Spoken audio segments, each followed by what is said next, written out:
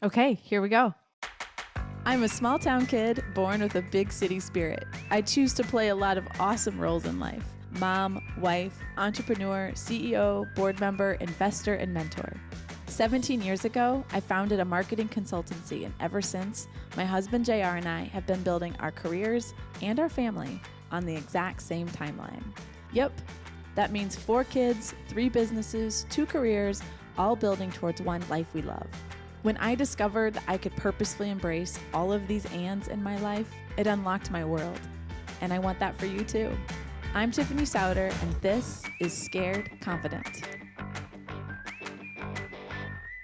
We've done like maybe 150-ish episodes, but this is episode number 1 when it comes to solo show style.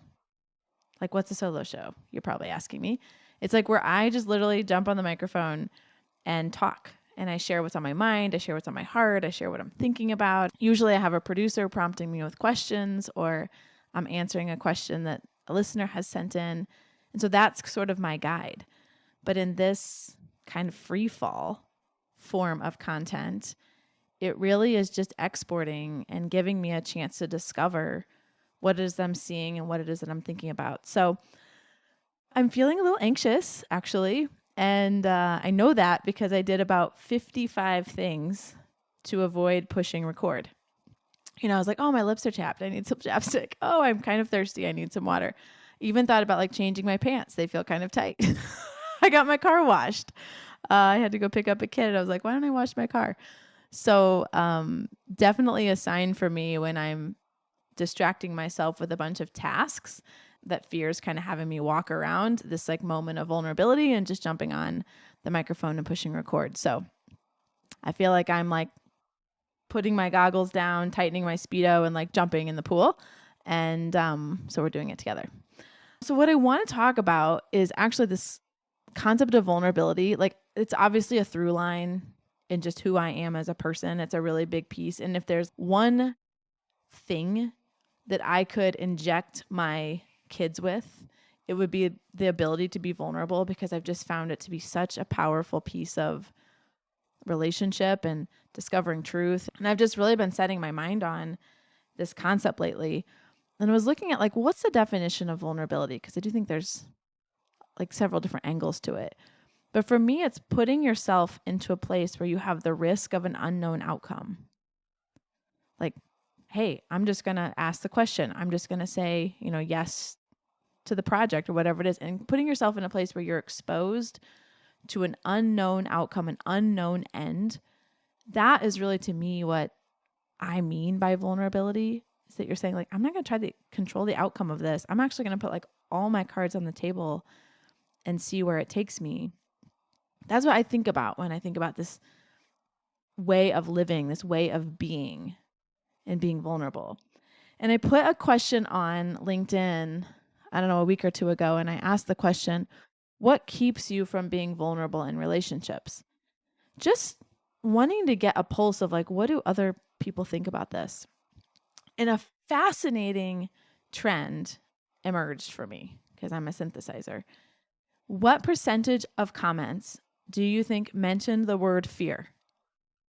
So there was about, I think, 30 unique comments, something like that.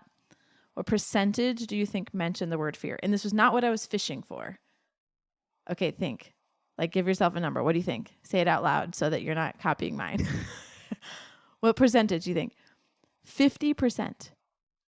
50% of people, when I ask the question, what is standing in your way of being vulnerable in relationships, 50% use the word fear some way in describing what keeps them back. Isn't that fascinating? Because I'm beginning to like see, in a lot of ways for me, vulnerability is like an antidote to fear. When I speak out loud the thing that is trying to hold me back, like even me starting out this episode and saying, I can tell fear's trying to like keep me down, keep me away from this episode, because I'm just getting so distracted with all these things that flat don't matter. Know that that's fear, like diverting my energy and attention and just like walking around doing this, pushing record, but saying it out loud. I even said it to myself, like, oh my word, I'm doing the thing. I'm distracting myself with tasks. And so I think that's so interesting. Fear is trying to keep us from being vulnerable, because when we're vulnerable, that's actually when we reveal our gifts, we get to true relationship, and all these kinds of things start to happen for us. I think that was so fascinating.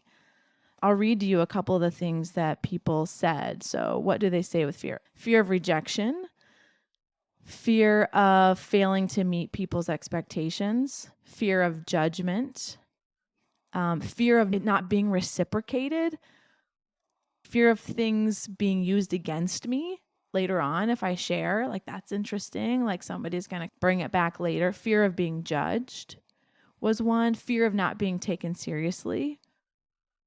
Fear of rejection was another one. Fear of rejection of others. I think that's so interesting that when asked, why are we not vulnerable, 50% of the people use the word fear to describe the way that they think about what it would feel like to be vulnerable. And yet I believe vulnerability is actually the antidote to fear. So that was an observation, something I'm just like putting my mind on a lot right now. The other thing that is interesting to me, I was speaking last night, and this reciprocity thing came up again there. So one of the questions that was asked, and it was kind of brought up in one of the comments that somebody left, was like, I'm afraid that if I'm vulnerable, the other person is not going to match me.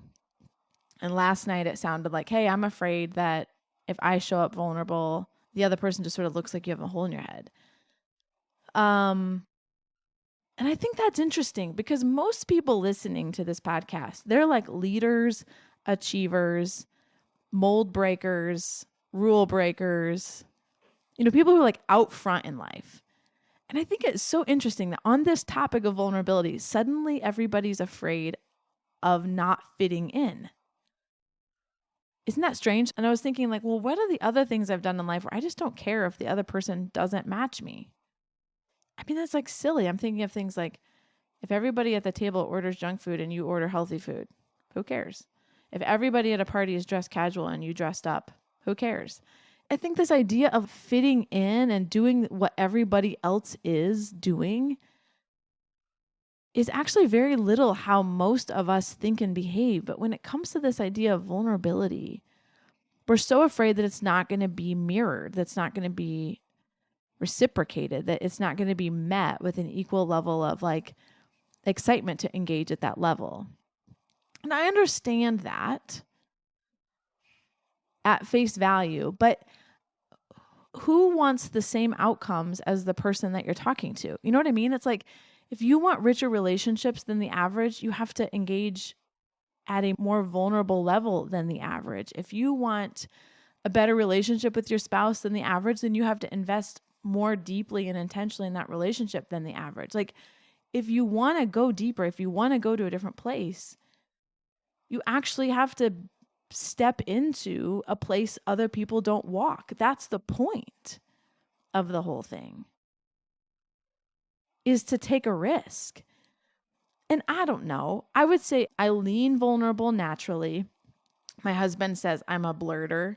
Like, literally, I think it and I say it in like the same motion. And so that makes me like a blurter. Like, I just literally say whatever I think. I'm getting a little better in my old age.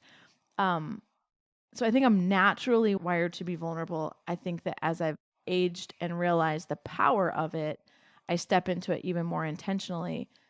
But in the years I've been living vulnerably, the years that I've been trying to ask the real question of people's lives at networking events and actually get to a place where we're talking about something that matters, 0% of the time have I been looked at like I had a horn coming out of my head. Because actually, everybody wants to be cared about. That's actually the case. I've been around people that feel very walled off from a distance. They seem very successful and scary from a distance. They seem like they couldn't possibly need anything from me. And when you like sit and actually patiently ask them about their life and what they care about and where they're from and what they hope their kids learn from them and what's really going on and where are they struggling and where are they winning, when you actually stop and ask those questions from a place of like authenticity and like vulnerably sitting there and saying like, hey, what's going on in your life? And you patiently wait for the answer. We're all dying to be seen in our lives. We're all dying to have, I think, rich relationships. And those that aren't dying to be seen that way, they're actually the ones that are hurting the hardest because they're not at a place in a space where they can afford to be seen, because if they are, they'll just like break. And aren't those the ones that we actually need to be the most patient with? I was there in seasons where it was like everything was fine. I was moving at such a fast pace. Nobody could slow the car down and see that like I was secretly terrified. But those who like actually stopped and saw my soul and spoke into me had a huge impact on my life and began to give me permission to live in a way that was different, because I had such respect for the fact that they just stopped the conversation and asked me, how are things really going? That like triggered a memory for me. Mike Berghoff, who's like he's like a giant in Indiana. He's the head of the board of trustees at Purdue University, and he's this amazing businessman and just like vivacious individual. And I was maybe 3 years into the journey at Element 3, like such a baby. And I was pitching him, and he took the meeting with me only because my uncle was like fraternity brothers with him at Purdue. Like, not because I had any shred of credibility on the planet. I full on didn't. And Mike took a meeting with me, and I was probably talking way too much about why he should buy a website or something silly like that. And I remember he had this like really big architect desk that I just in my head was like made out of like mahogany from South Africa or something. It was like seemed so nice compared to my IKEA laden office at the time. And he said, "Hey, before you leave, how are things going?" I was like, "Oh, they're going great." I said something like that. He's like, "No, like really, how are things going? You're a young woman just getting started, starting a business. How are things going?" And I was like, "Things are great." He like asked me a third time, like, "Well, how are things going?" Like, I'm sure there's something that's hard. It's never easy at the beginning. And I felt like I had permission to tell him something wasn't right. And it was going to be met with like, "Well, let's talk about who I know that can help you or how we can solve it together, or if I have some experience." And I was like, "What? I've never had an interaction like this. I've never had a prospect actually ask me and be interested in how I was doing and how he could help me." And it was so impactful for me. And he was realizing, he didn't say the words, "You're not being vulnerable. There's no way things are great," because things are, first of all, never perfect when you're in business. Second of all, in the first 5 years, they're really never perfect. And he knew I was hiding my actual cards. And his persistence got me to the place where I could ask him a real question. And like a decade later, I end up circling back with him. And it was like so impactful. And that's what I mean by vulnerability. I was not meeting him at that level because I was too afraid to admit to a prospect that I was trying to impress that things actually weren't perfect. That's what I was trying to cover up. It wasn't that I didn't know how to be vulnerable. Well, I would say I actually didn't know how to be vulnerable. But his persistence was just like such a gift. So, when we talk about we're afraid of being met, he had no insecurity in that conversation. He was showing up as a full human saying, "Hey, my job in life is just to help people. And I see you're a young entrepreneur. How can I help you?"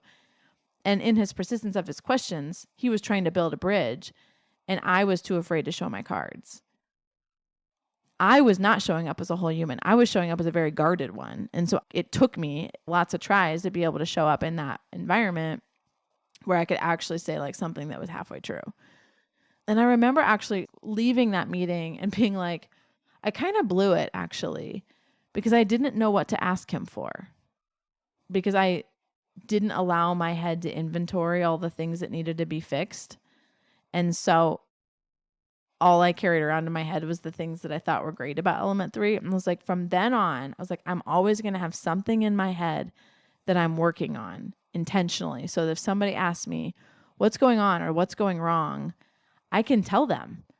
And that maybe can actually help me solve that thing. I was like, I'm going to purposely file away. This is something I'm stuck on, and be at the ready so that next time I'm asked, I can be more vulnerable and they can actually maybe help me. So I don't know. We just sort of went the long way around the horn there on that. But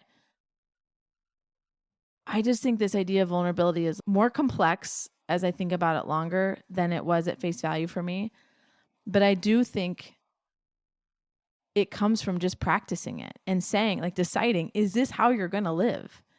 And if it is, where and how do you start? And I also talked about this last night where somebody's like, how do you start? And I was like, well, it's like one of those things that you can't be vulnerable in your head. It actually has to like come out of your face. Like you have to actually say the words. You can't just think it. You don't get to like do that. You have to really ship it and actually say it. And it's very awkward at the beginning if you're not used to that and people aren't socially used to you being vulnerable or you being open. And so one of the hacks that I've done is, which people kind of expect it from me now, but at the beginning is just like, hey, can I just share something vulnerably with you? Or, hey, I'm going to be vulnerable. Is that all right? You're kind of like soft launching the fact that you're going to hard launch a bomb potentially, or you're just warming the audience up to like, hey, I might say something that's going to be surprising to you. And then your listener is kind of ready. I guess maybe the call to action is maybe this week, one time you'll try stepping into vulnerability instead of like staying on your island of safety and not opening your mouth or not, I don't know, sending the thing. I don't know. I feel like maybe emails are not the best for vulnerability or Slack messages. I do think face-to-face and phone calls is probably the best. But like one time, maybe you try it and see if your fear that it won't be reciprocated is actually unfounded. And the truth of it is that it's met with a very authentic engagement and you learn something important about someone where they need to be supported or you can help them. Maybe that's the takeaway for today. Thank you for joining me in another episode of Scared Confident. Until next time, keep telling fear, you will not decide what happens in my life. I will.